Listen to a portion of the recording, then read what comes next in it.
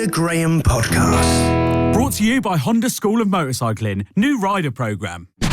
Welcome to episode 5 of the Leona Graham Podcast, sponsored by Honda Motorcycles and the Honda School of Motorcycling. Check out the new rider programme, which includes everything you need to get on two wheels, spreading the upfront costs. The complete package includes training, test, motorcycle, service plan and rider kit. To find out more, go to honda.co.uk or speak to your local Honda dealership. Coming up on today's episode, I'm joined by the bassist from one of my all-time favourite bands, Chris Wolstenholme from Muse. He'll be telling us about the first record he ever owned, just a hint, it's really embarrassing, and he'll be revealing if Muse are making new music and when. And I'm joined once again by my pal and journalist, Anna Geary, where we'll be talking about Valentine's Day plans and something called astrotourism, which she assured me is not in fact about astroturf. Now, as always, a bit of Aussie news. Somehow he's managed to feature on every single podcast, but this time it is breaking news. Ozzy Osbourne and Black Sabbath are reuniting for one last time to play a fundraising concert in Birmingham on the 5th of July. That's where they're all from. It's called Back to the Beginning. They will headline a spectacular one-day festival featuring loads of bands they inspired like Metallica, Slayer, Anthrax and loads more. Also marking the first time the full original lineup is together in 20 years. Ozzy Osbourne, Tony Iommi, Bill Ward and the legendary bass player Geezer Butler. Full story about this on music-news.com. Now from Geezer Butler to probably the greatest bass player of the 21st century. A-side. Welcome to the podcast, Chris from Muse. How are you? I'm good, thanks. How are you doing? Yeah, really good, thank you. What was the first instrument you learnt? The first instrument I learnt, it was actually, my mum and dad bought me some kind of weird organ for Christmas one year when I was about 6. And I've got this vague memory of learning how to play Chitty Chitty Bang Bang. And I was about 5 or 6 years old, and everybody was so impressed. I've got this memory of like having my organ carted into school and being shoved up on stage in the assembly hall in front of everybody, like not wondering what was going on. And that was like my first experience of playing an instrument and performing in front of people, I guess. So was it drumming then you picked up after that? No, it was guitar after that. I think it was when we started in high school. And started having music lessons just as part of the curriculum, I guess. And everybody had an option to learn an instrument. So you could either learn piano, guitar, clarinets, things like that. And I'd always been really into guitar music. So as soon as the opportunity was there to play guitar, I took it. And I think that was my first experience of ever being genuinely obsessed with something. I was like, I don't know, I think it was almost like my first experience of love, Yeah. with a guitar. It was crazy, really. So how did you go from that to being bass player in Muse? So, I mean, it was a bit of a weird journey because I started with a band with some other kids that were in my school year, and it was a 5-piece band with 2 guitar players, and then our drummer left, and there wasn't really anybody else who could play the drums, so I kind of put my hand up and said, look, let's go down to one guitar and I'll play the drums, and it became a 4-piece. And Matt and Don were in another band with the brother of our old drummer. Okay. So we all kind of knew each other and did gigs together. And Matt pulled me aside one day and said that he was starting a new band and that he didn't want to do cover songs anymore, but he was looking for a bass player who could do backing vocals. And because he'd seen me playing the drums and doing backing vocals and he knew that I'd played guitar before that, he thought that I could probably play bass. I don't think I'd picked up a bass in my life, but I kind of figured that it was sort of like a guitar. I'll figure it out. And I think the first time I ever played bass was the first rehearsal we had at the school. That was the first time I'd ever played. What made you think I'm just going to quit it all? I'm going to go with this guy Matt, and you just have a good feeling about it? I was a bit reluctant at first because I did say to him and Dom that I didn't want to leave the band that I was in because they were kind of like my best mates and I'd kind of grown up through school with them. I've got this vague memory of Matt saying something like, you do realise you're going nowhere with that lot. We're going to do our own songs. This is going to be great. If you want a chance of making it, then you need to come and join us. So I said I'd join them if I could keep both bands going.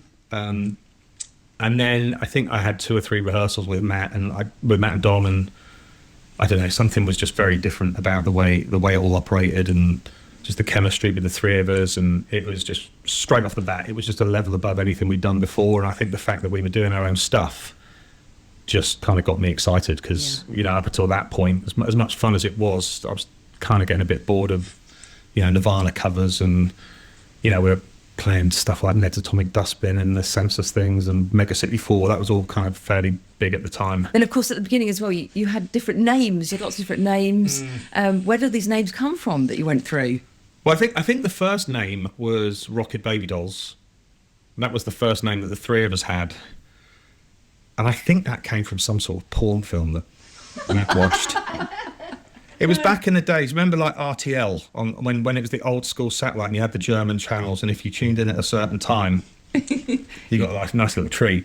You come across something. It was something to do with that, and then I think it was something on Sky or some old satellite channel, and then Matt saw something that was called Rocket Baby Dolls, and that was where that came from, and then pretty quickly switched to Muse. Yeah, but what I liked about the Muse name was you chose it partly because it just looked good. It's just, you know, 4 simple letters. Yeah, we all thought like Muse, just 4 massive, great, simple letters with the 2 lines. Just really stands out. Once you've seen it, you can't unsee it, you know. But coming to you individually now, your bass playing, you're quite well known for using distortion on your bass. What made you start that? I think when we first started, I think there was a lot of the rock bands that we listened to were 3-piece bands. So we listened to, you know, Rage Against the Machine, we listened to Nirvana.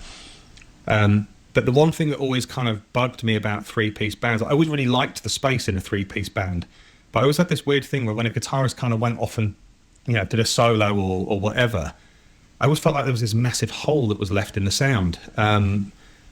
So I started messing around. I had this old amp, it was called a PV Bandit, and I borrowed it off one of my mates. I don't think I ever gave it back to him, actually. I don't know where it is now, but he lent me this amp, and I can remember having this pedal that I could kind of split the signal. So I kind of plugged my bass in and sent one signal to my actual bass amp, and then sent another signal to this PV Bandit. And I just remembered like distorting the out of this thing and then blending the 2 sounds together, and it was like, it sort of sounds like a bass and a guitar at the same time. It sort of fills that sonic space.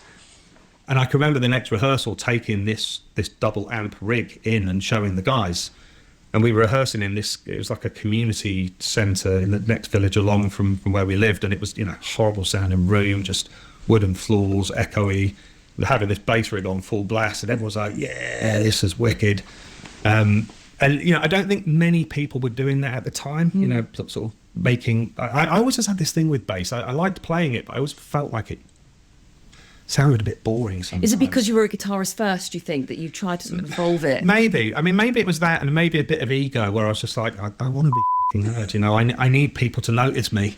So I think I just started messing around with stuff, and I think obviously once we got in the studio, particularly on the second album, I actually went into a 3-way split for the second album, so I had my kind of clean bass amp, and then one amp with one distortion, one amp with another, and panned one to one side, one to the other. And it was almost like this complete sound all in one. It's sort of, you didn't need a guitarist.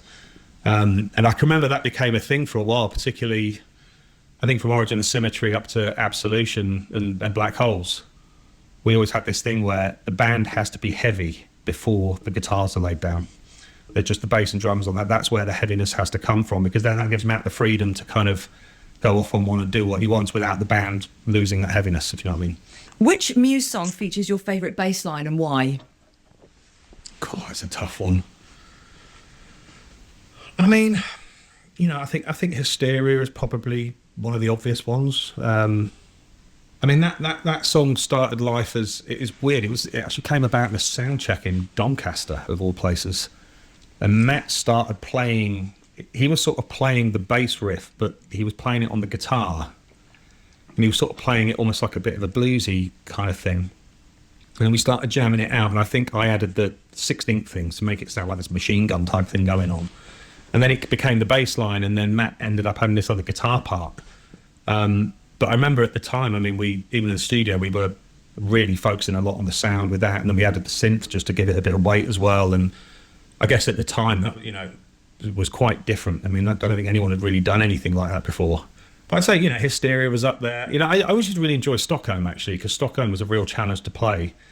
And it's not one of those songs you would immediately think as having like a crazy bass line, but it's really fast the way it goes. And it's always like a challenge every gig to get to the end of the first verse without my hands cramping up. Yeah. And then you get that little break for the chorus, then you've got to do it again. But you mentioned that Muse aren't signed at the moment. So is that what you're saying? Yeah. So what's the deal with that? Are you going to be signing with someone, or what's the sort of future for Muse? Yeah, we will. Obviously, I think we're going to start work on the next record fairly soon. I think for the last few albums, we've been with Warner's and we've just extended after each album. And I think we may do the same again. We may go with a new label. Who knows? So you're just looking at your options. Just looking at options. Yeah. I think it's. There's always that kind of natural break when when you finish touring an album, and I think again because the band's been around a bit longer, so the gaps between albums get a little bit bigger. I don't think we can be banging out new albums every 2 years like we used to. But it just kind of gives you that opportunity to just kind of reset a little bit and think about what's going to happen going forward. But I think from our point of view, we can get on and make a record, and then see when it's finished. What's the time scale for that? Do you think? When can we look forward to a new album, or when might you start working on it? I think we'll start very, very soon, like in the next couple of months. We've got a few gigs in June. Only a handful. That's the only gigs we're doing this year. I don't think the idea is to do anything really serious until next year. So I would imagine, 2026 will probably be a new album, barring any disasters of any sort. And do you know what direction that's going to go in? Any clues yet, or are you just going to start from scratch? Yeah, just start from scratch. Yeah, we've not. What's been quite nice recently, I think the last few times we've hung out, or a lot of the sort of personal times we've hung out over the last year or so, we haven't really talked about the band at all. Obviously me and Matt have got kids of similar ages at the moment, so we've done quite a lot of family stuff and kids' birthday parties, and we do need to point out at this point you do have 10 children, so yeah, it's quite a hectic life. It sounds worse than it is. Three of them are grown up. Okay. But yeah, we have a wide range of children from 25 right down to 3. So obviously I had 6 children in my previous marriage. My wife had 2 children in her previous relationship. And then clearly we thought 8 was not enough. And we thought we'd have 2 more. B-side. You've launched a new band called Crows. Yeah. Tell us about it. I had in one of my old houses, I had a studio that I had set up and started work on this. I was like, I'm going to do this solo project, and I'm going to, just kind of go and do something different for a little bit. And then, I don't know, I wanted to do it for a long time, but it was a bit of a weird thing where I just didn't quite have the guts to kind of really finish it off. And then I think I just got to the point where I was like, it, I'm just going to do it. And I think it was the singing thing that I've always found quite difficult to get past, because it is a different thing being a singer to being an instrumentalist. It's, you're kind of exposing a whole different level of yourself, lyrically and emotionally, I guess. So it took me a while to get over that. And I still don't think I'm fully over it. And I'm not entirely. I was talking to my wife about it last night, and she said, "Do you think you'll ever go out and do it live?" And I'm like, I don't know if I can. I don't know if I could do it. But I like the idea that it's just this kind of cool little studio project that I'll just chuck little bits out. Where did you get the name for that one from? Where did I get the name for that one from? It was some sort of mishmash of my surname and my first name, I think, which is not very exciting or interesting at all. But I spent, I spent so much time trying to find a name for it, and you literally check every single name you come up with unless somebody else has got the name. I think it got to the point where they were literally waiting, like, what are you going to call it? We need to put this out now. So I was like, that'll do. And tell us about your bandmates, and particularly Kev the dog. Kev the dog. Yeah, Kev's been like my doggy soulmate for about 8 years now. He's a little bit on his last legs, unfortunately, but he's he really is a man's best friend. That one, he comes and hangs in the studio.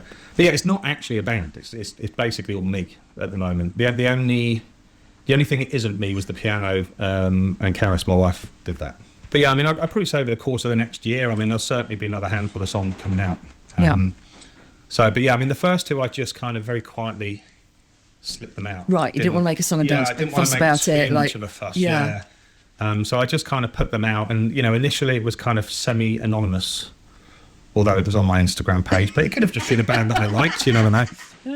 But yeah, I just kind of slipped it out there and I didn't do any interviews or any promo or anything like that. And I guess I don't know. I just had this weird kind of romantic idea that maybe word of mouth still was a thing, but it doesn't seem to be as much of a thing as it used to be. I don't think it's anymore. I think definitely the internet. What advice would you give to a bassist starting out?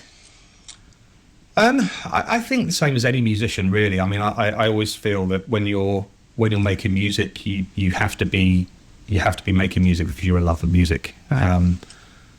I've come across certain people along the years who, they have dreams of, their cliches being rich and famous, and some people get to be that, and some people get to be successful musicians but don't get to be rich and famous and all of that as well. And I think you have to do what you do for love of music, and you have to love what you do. Because I don't think you can really be successful as a musician if your motives are anything else. And I think you have to accept that, as much as you love it and as talented as you may be, it may never go anywhere, and you still have to be comfortable with that and love that. Yeah. No, I think that's really good advice. Bonus tracks. First record you bought? I can remember the first record I had. I'm not sure I can remember the first record I bought, but I can remember I got a record for Christmas. I would have been 4 or 5, and I've still got a weird memory of it. It was the Birdie song. Remember that? Oh no! You bought it? I don't know if I bought it or I was given it, but that's the. But I remember really loving it. I think I played it on that record player that we found at that house that we moved into. I think the first record I can remember buying myself, and in terms of like saving up pocket money and going and buying it, was probably In Utero. Oh, yeah. Interesting. So I was 13 when that came out, I think. Bought it on cassette. Didn't even have a CD player at the time. It was an old cassette player. So that was the first one I bought, I think. First moment you realised you'd made it? I think the first time I realised something was going on that was like a real marker of something was the first time we went to France, and I don't think the first album had even come out, so I think maybe Muscle Museum had been released and Sunburn possibly.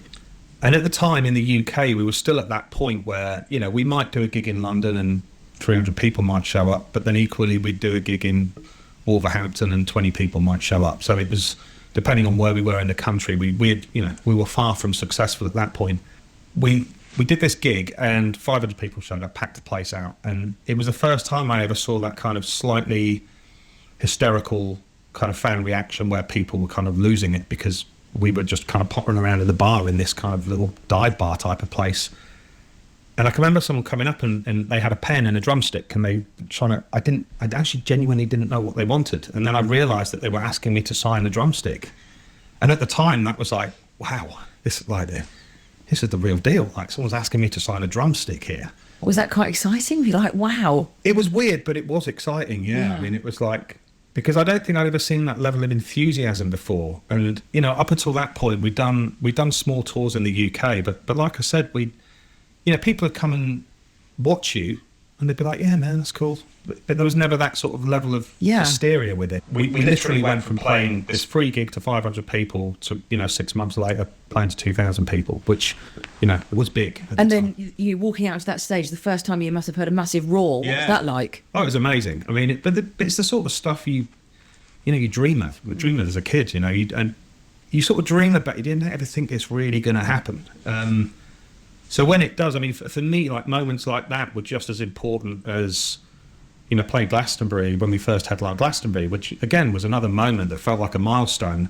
And we had one of the best gigs of our lives. It was absolutely amazing. And then equally, 2007 when we did Wembley Stadium, I mean, that was just overwhelming. I mean, that whole thing was, I don't know. I still to this day, when I think about that, we sort of came up on this thrust on the halfway line, and I remember the cameras flashing, and it was like the old footage you see of old European Cup games that played at night and all the things are going off. And remember the intro music. I can remember walking down the thrust towards the stage, and it's like I wasn't even there. It was just the weirdest thing, and I don't know why, but all I could think about was like 8 years ago we were playing in the Cavern Club in Exeter, and now we're doing the first of 2 sold out nights at Wembley. Like, how did that happen? And we'd already had this whole conversation before we actually went on stage, because we had noticed in the past that some of these bigger gigs that we did, if we did anything that was a little bit bigger than we were used to doing, there was always this tendency to get a little bit carried away. You get so excited, and then you thought it was great, but then you realise afterwards you're not played that well because the occasion got the better of you.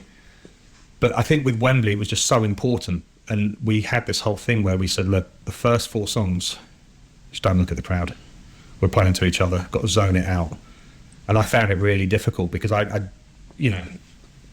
could be quite an emotional bloke at times, and I actually felt that walking to the stage. I almost felt this kind of like, almost like a tear or something, like how on earth did this happen? And then we did the gig and it was like, we'd buy like that and it was like, oh, it's finished. But then we got to do it again the next night. But after that gig, I mean, how else did you go to sleep? You must have been on such a high. I don't think I did. I mean, it was really odd because I think it was such a big deal for the family as well. I mean, I can remember booking out. I think I booked out 20 rooms in the, I don't know if it's still called the K West. Do you remember K in Shepherd's Bush? Okay. I don't know what hotel, I don't know what it's called now, but it was called the K West back then. I think I booked about 20 rooms out for some of my family. So it was like my mum and aunties and uncles. And then we booked out an entire floor of the hotel at Wembley for like the secondary family. And it was weird. I can remember in the afternoon of the gig, I'd organised a coach for all of my lot to come up on. And it was the weirdest thing. So it was like doing a meet and greet with your own family because everyone kind of came off this coach at the hotel and I was like, hello. Oh, yeah. And it was literally the most surreal thing because it was like all my uncles and aunties that I've known for years, but it was like all of a sudden they were like fans. Yeah. And then at the gig, they all kind of came down and everyone was all the families were in the royal box. And I can remember going up there and my sister kind of came out and she said, you might want to go. And Mum's having a bit of a moment. She's crying. I said, oh my God, I can't be doing with this. So I walked in and my mum had literally walked into the royal box and looked out at the pitch and I think Lily Allen was playing and she was one of the support acts and she just saw all these people and she just like wrote down. And it's a shame actually because I think, we've done a lot of gigs like that since, but you can never feel that again. Yeah. And it's never the same doing it a second or third or 50th time. And it sort of would be nice to experience that feeling again. Yeah. So it is a shame you only get to do those things once, Yeah. What a wonderful memory. Yeah. Okay, favourite album by Muse?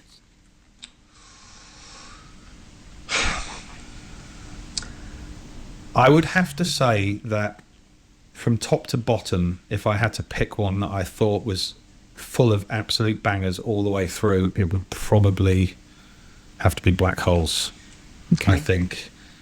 I can remember with that album, when it came to like what's going to be the single, it was almost like anything off the album could have been a single. So many songs that weren't singles that I listen to now, I think, well, that could have been a single, that could have been a single. Now, at the end of the podcast, we asked the guests to do a dramatic reading of some of their lyrics.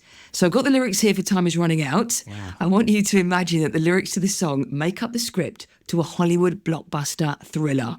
My acting skills are absolutely appalling. I think I'm drowning, asphyxiated. I want to break this spell you've created. You're something beautiful, a contradiction. I want to play the game. I want the friction. You'd be the death of me. You'll be the death of me. That's lovely. That's perfect. That's actually really good. And lastly, best bass line of all time. Tommy the Cat, Primus. Okay, I wasn't expecting that. Okay. Yeah, big Primus fan. Well, Chris, thank you for joining me on the podcast. Cool, thank you very much. It's been great. The Leona Graham Podcast. Brought to you by Honda School of Motorcycling, new rider programme. Competition time, and today's prize is 2 pairs of tickets to the MCN London Motorcycle Show at the London XL, which is on this weekend from the 14th to the 16th of February. Multiple choice question: which of these Muse songs features someone riding a Honda motorcycle in the music video? Is it A, Supermassive Black Hole, B, Uprising, or C, Algorithm? Message me on my socials at Leona Graham DJ with your answer and email address before Wednesday the 12th of February 2025 at midnight. Winners will be contacted on Thursday the 13th of February and tickets emailed before the weekend. Time Time for my chat with Anna now, and this week Anna's stepped up her game in trying to convince me to do quirky things with her. I can definitely say I'm tempted. Hi Anna, how are you? I'm very well, Leona. How are you? Good, what's been going on? Well, I've been in Cheshire for the past few days, so I've had a lovely time just catching up with people. Really fun. But I've got something to talk about today. Oh gosh, what is it? So there's a really quirky thing that's happening at the moment, which is basically that astro-tourism, so dark sky tourism, is gaining popularity. What? I was thinking, what, people looking at AstroTurf? No. What? It's definitely not astroturf. Come and see my AstroTurf. £10 to get in. It's travel that is based around experiencing starry skies, or, you know, like an event like a solar eclipse. Right. So because of light pollution, which we just have so much of, we can't always see like the Milky Way, for example, you know, in London and other parts of the world where there's lots of light pollution. So people are wanting to see these starry skies, so they're going to places where they get better views. Okay. And so there's already like a massive demand for the 2027 solar eclipse, where tour operators are saying that they've already sold out like 75%. But how do they know you'll be able to see it from such and such place? Well, exactly. But the reason I wanted to bring this up is because there's an island called Sark. It's in the Channel Islands. And, you know, I lived in the Channel Islands for 3 years. Which is very cool. And I loved it. But Sark is about 80 miles sort of off the south coast of England. Yeah. And it's the first dark sky island in the world. So when you say dark sky, I mean not polluted by all of our lights? Exactly. There's no street lights. Right. And like there's not really buildings that are, well, they're floodlit, so it's dim. Okay. So you can see it's amazing. You can see the stars. And I wanted to mention this because I was sort of thinking, you know, we should do a trip there. Oh. Because Is that where this is going? Why do you think I'd want to go somewhere it's all dark and look at the sky? I just think you would love it. Like, it's so quirky. We would just have a great time. They have, in summer, they have like the festival. I promise I'm not being employed by the tourism board at this Sounds point. like it. But they don't have any cars on the island either. Oh, I like that. We went to Hydra, which is a Greek island with no cars. And It's I so loved cool. it. It is cool. And it's called Sark, and it's near the Sark. Channel Islands. Yeah, and there's only about 600 people that live on it. But we could go... So what, we're going there like soon or like 2027? What are you thinking here? We can go... I mean, we don't need to see the solar eclipse. I just want to take you because I just think you'll find it bonkers and you'll love it. For once, there's something I'd like to do that you've suggested. Yay! I win! So also, it's the era of Valentine's. It is. If you were going on a date, would you expect to be wined and dined, or would you do the booking yourself, or...? Well, that is a funny question because I am quite a planner. Oh. You know, I'm not so good at giving up control. Oh, God. That makes it sound awful. You know, I don't mean it like that. So you would but- book the table, would you? Well, to ensure that I got somewhere I liked. Right. But- or drop very strong hints. That's it. But I've got this sesame allergy recently that I've developed. So now that's causing me a nightmare for like finding restaurants. So now I'm having to book ahead anyway. Oh, really? So I suppose you've got to check everywhere. Well, that's it. So then if you say yes, then what happens? They all panic in the kitchen. A bit. And I mean, I need to properly go and get it tested. Right, This is you're just not like certain. I'm not totally certain. This is just the first time that it's sort of become an issue. But I noticed before Christmas when I was having Indian food, it was having a bit of an impact. I think they cook in sesame oil. Anyway, Well, I'm so sorry. I've just hijacked Got on this Valentine's Day with my I sesame. know. You and your issues. Where do you stand on Valentine's Day gifts? Yeah, I don't really take it too seriously. I might get some flowers. That's about That's it. cute. Yeah. That's cute. Yeah, I wouldn't go for a whole present. And are you not fussed if you don't get something? I don't want anything, no. A Apart card. from an AC/DC top or something. No, I would expect that on my birthday and Christmas. Well, can I just say I'm always good for presents, you know? I'll welcome them. I will welcome them. What kind of presents would you like? Oh, just anything and everything, you know. Really? Oh, So yeah. flowers, chocolates? Big time on chocolates, but it's got to be the right chocolate. I'm just going to, again, tell the record that I like Twirl Orange. I like... It's very specific. Cadbury's Marvellous Creations. I'm kind of getting into this Tony's Chocolonely now. Oh, we made some of that in Amsterdam. Oh, did you? Because Yeah. they're big factory shops there. Yeah. So we had to queue up. And then you sort of get to go and you design your own sort of label and branding and colour scheme. That's very cool. Yeah, it is quite cool. I made one for Dave Berry. Did you? Yeah, it said, what did I put in it? Queen of Rock or something, I can't remember. But yeah, You are the Queen of Rock. thank you. Queen of Chalk. Queen of Chalk! A big thank you to my special guest, Chris Wolstenholme from Muse. If you enjoyed today's episode, look out for it on YouTube when you can see our chat as well. Subscribe to my YouTube channel at Leona Graham DJ. You've been listening to the Leona Graham podcast with me, Leona Graham, produced by Emily Moulton, sponsored by Honda Motorcycles and the Honda School of Motorcycling, and brought to you by Whitney Wild One. Catch you next time. The Leona Graham Podcast. Brought to you by Honda School of Motorcycling. New rider programme. Everything you need to get on two wheels, spreading the upfront costs. The complete package includes training, test, motorcycle, service plan and rider kit. Find out more on honda.co.uk or speak to your local Honda dealership.